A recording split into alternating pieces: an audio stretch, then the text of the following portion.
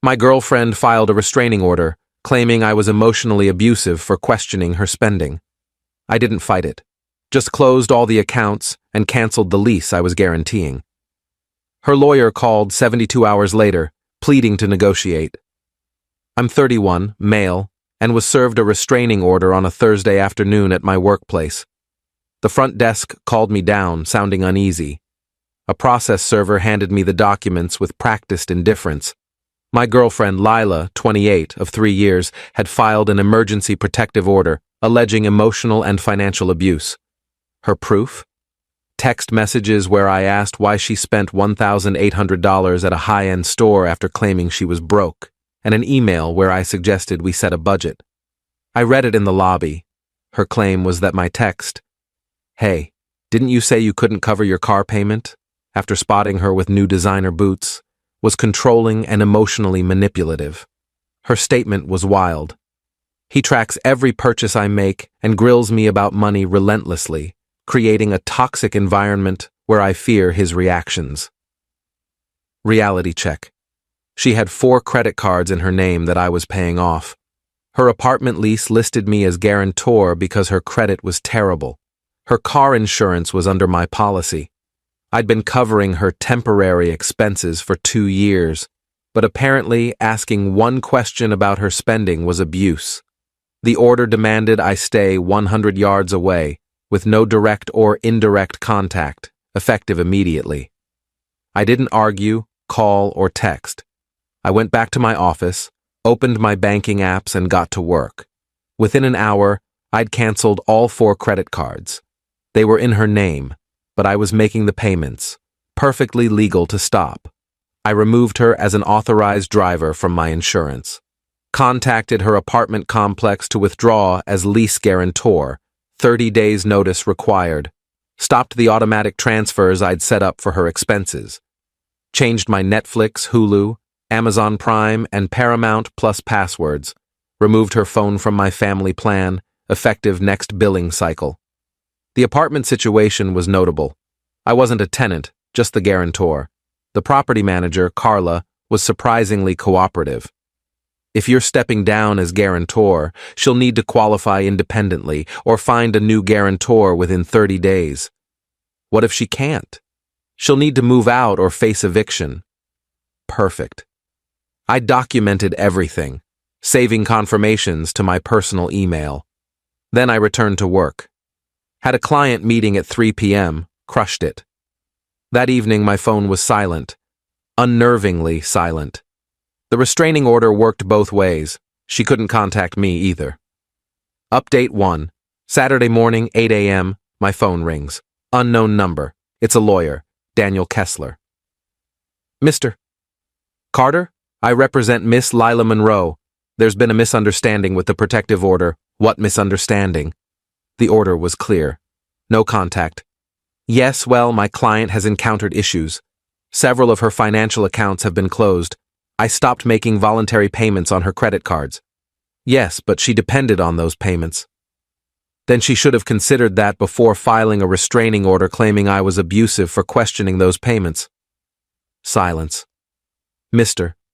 Carter, surely we can find a solution. My client is open to amending the order to allow financial discussions. No need. I'm fully complying with the order. No contact means no contact, including no financial support. But the lease. I've given proper notice to withdraw as guarantor. That's with the property management, not her. This is retaliatory. This is compliance. She said my financial involvement was abusive. I'm removing myself from the abusive situation. Isn't that what she wanted? He mumbled about bad faith and financial abuse. Daniel, she filed a legal document calling me abusive. I'm honoring her wishes by staying away entirely. Enjoy your weekend, I hung up. 20 minutes later, texts poured in from her friends. I didn't read them, just screenshot them. Violating a restraining order cuts both ways. They were contacting me on her behalf. Update 2. Monday morning brought chaos. First, an email from Daniel. A formal letter demanding I resume financial support during this transition period. My reply was short, Per the restraining order, I cannot have any contact or relationship with Ms. Monroe. Financial support would constitute a relationship. Please advise your client I'm fully complying with the court order. Then came the social media storm, not the typical kind. Lila's best friend Mia posted on Instagram, "When toxic men use money to control women after being called out for abuse, part financial abuse, part narcissistic manipulation." But Mia slipped up. She shared screenshots of Lila's texts to her. "He canceled everything. I can't even watch Hulu. I told you the restraining order would make him notice, but now he won't pay my cards. The lawyer says he's not legally obligated, so he can just stop." This backfired hard. Someone sent me the screenshots. I forwarded them to my lawyer, hired Saturday afternoon. The real fun came Tuesday evening. Carla from the apartment complex called. "Mr. Carter, I'm required to inform you that Miss Monroe hasn't provided alternative qualifications or a new guarantor. She has 23 days left. Please confirm my guarantee ends as scheduled." "It will, but she came in today with her mother." There was an incident. "Oh?" "Her mother, Mrs. Monroe, tried to forge your signature on a guarantee renewal form." I sat up. "Excuse me?" "We have cameras and your signature on file. It was clearly forged. We've referred it to our legal team and local police. Wow." Update 3. Lila's mother, Diane, tried contacting me via LinkedIn, professional platform not covered by the restraining order, apparently. Her message, "James, this is absurd. You and Lila had a minor disagreement and now you're ruining her life. Step up and fix this." I didn't reply, just screenshot it. My lawyer, Robert, different from any past stories, was thrilled. She filed a baseless restraining order. Her own texts prove it. Her mother attempted forgery. They're harassing you through third parties. We could countersue. Let's hold off. I want to see where this goes. Wednesday brought more escalation. Lila's car was repossessed. Not my doing. She hadn't made a payment in 4 months. She'd been using my money for car payments on other purchases. Without my transfers, she couldn't even make a partial payment to halt the repossession. Mia posted about it. Now he's taking her car. This is abuse. A commenter pointed out, if he's taking her car, doesn't that mean he was paying for it? How is stopping payment on someone else's car abuse? Mia deleted the post. Thursday, Lila's credit cards started declining. She'd maxed them out in 3 days of panic shopping, assuming I'd cave and pay them off like always. Daniel called again. "Mr. Carter, my client is willing to drop the restraining order." "I don't consent to that." "What?" "The order protects her, right?" "I don't want her to feel unsafe. It should stay in place." "But you could agree to mutual dissolution."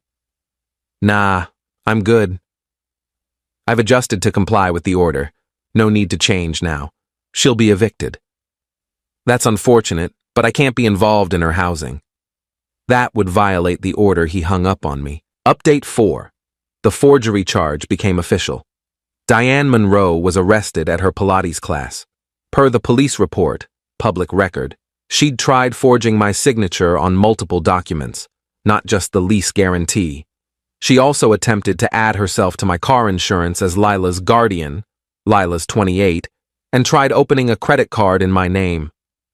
That last one upgraded the charges to identity theft. Lila claimed she knew nothing of her mother's actions, but subpoenaed texts showed otherwise. "Mom, just sign it. He won't notice. His signature's simple. I've seen it tons of times. If you do the insurance, I can get my car back." Daniel withdrew as her lawyer. Being linked to identity theft discussions crossed an ethical line. Her new lawyer, some sketchy guy named Tom, sent a demand letter for emergency support, citing dire circumstances. Robert's response was gold. Our client notes that requesting financial support from someone Ms. Monroe claims is abusive would endanger her. We cannot in good faith facilitate such a risky situation. Meanwhile, I was thriving. Started a baking class with the money I wasn't spending on Lila. Posted a few Instagram pics. Nothing petty, just me making sourdough. Lila's friend Sophie messaged me. "You're letting her be homeless over a dumb fight?" I replied, "I'm respecting her need for protection from my alleged abuse. Would you rather I violate a restraining order?" She blocked me. Update 5. Things got bizarre and hilarious. Lila launched a crowdfunding campaign. Help a DV survivor escape financial abuse. Her story was gripping. Evil ex-boyfriend cut her off after she stood up to his abuse, needing funds for housing, a car, and essentials. She raised $73 in 3 days. Then someone, not me, posted her social media history in the comments. Designer purses, lavish dinners, spa weekends, all from the past year with captions like, "Grateful for a man who treats me right," and "When he surprises you with Gucci." The campaign was shut down for fraud. The best part? Her dad, Richard Monroe, divorced from Diane for a decade, contacted me. "James, it's Richard, Lila's father. I heard about the situation. Mr. Monroe, I can't discuss." "I'm not calling about that. I'm apologizing. I know my daughter. I went through this with her mother. The restraining order, false accusations, financial manipulation. It's like deja vu. Diane had pulled the same stunts during their divorce. False abuse claims, trying to get him arrested, forging his signature on loans. You're doing the right thing. Don't give in. They'll escalate until they see you won't budge, then move on to the next target." He was right about the escalation. Update 6. Eviction day was nearing. Lila was desperate and did something unexpected. She called my mother. My mom, Maria, is a gem but takes no nonsense. Per her, the conversation went, "Lila, Mrs. Carter, James won't talk to me. Because you have a restraining order against him. It was a misunderstanding. You filed legal documents saying my son's abusive. I didn't mean it. Then you lied under oath. I know. He was being controlling by paying all your bills?" Lila hung up. My mom called me, laughing. "That girl's something else. You dodged a missile, mijo." But Lila kept going. Day 24, she showed up at my office. Security stopped her at the entrance. I'd warned them about the restraining order. She caused a scene, sobbing about how I was ruining her life and just wanted to talk. Security called the police. She was arrested for violating her own restraining order. The irony, she spent a night in jail. Diane bailed her out and promptly held a press conference. Seriously, outside the courthouse.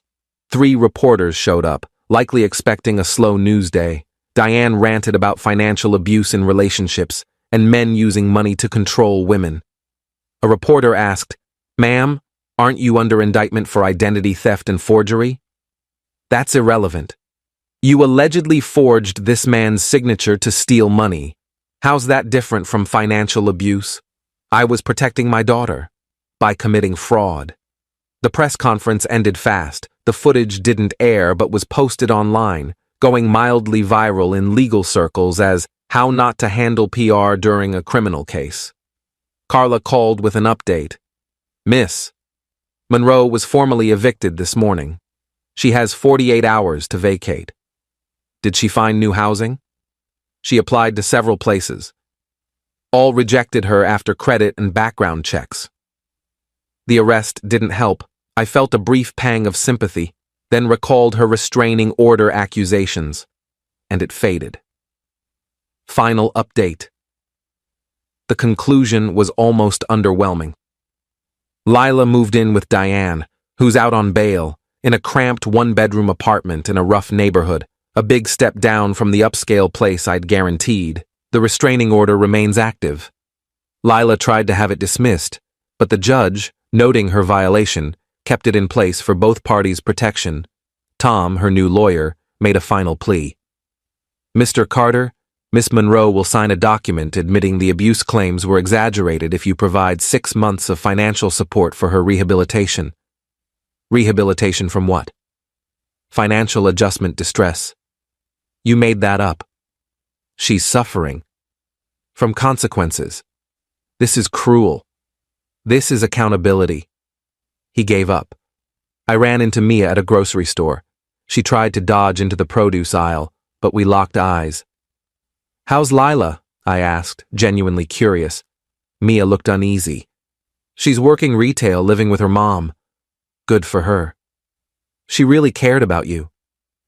She got scared when you questioned her spending, scared enough to file false abuse claims? That was Diane's idea. She said it'd make you see how serious Lila was about needing space. Space for my questions, not my money. Mia cringed. Yeah, it sounds bad when you say it like that. How else would you say it? She had no answer. Later, I heard through mutual friends that Diane pleaded guilty to forgery, getting probation and community service. Lila's credit score tanked to 420.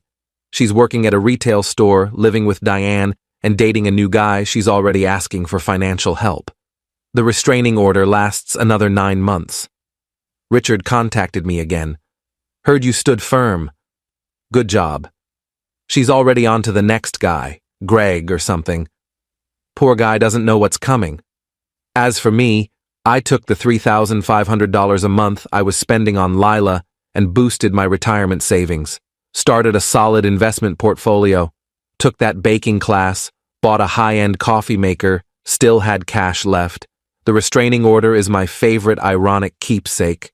She filed it to manipulate me into compliance, but it gave me the perfect reason to cut her off entirely. No guilt, no arguments, no slow fade. Just an instant, court-ordered break. Her own tactic became my liberation. To anyone in a similar spot, when someone reveals their true self, especially through legal documents, believe them. Don't try to shield them from consequences. Don't feel bad for protecting yourself. If someone threatens a restraining order to control you, call their bluff. Comply fully, completely, totally. They want distance? Give them the whole galaxy. Sometimes the best way to counter manipulation isn't fighting. It's enthusiastic compliance that exposes their real motives. Lila wanted me gone, but my money to stay. The restraining order made that legally impossible. She outplayed herself with paperwork. Cool, cool. P.S. To the 3 people who messaged saying I was abusive for cutting her off, she filed legal documents claiming my financial support was abuse. I agreed and stopped it. If that's abuse, I'm confused about what she wanted. P.S. Yes, it's all legal. No, stopping voluntary payments isn't against the law. No, refusing to be someone's bank isn't abuse. Deal with it.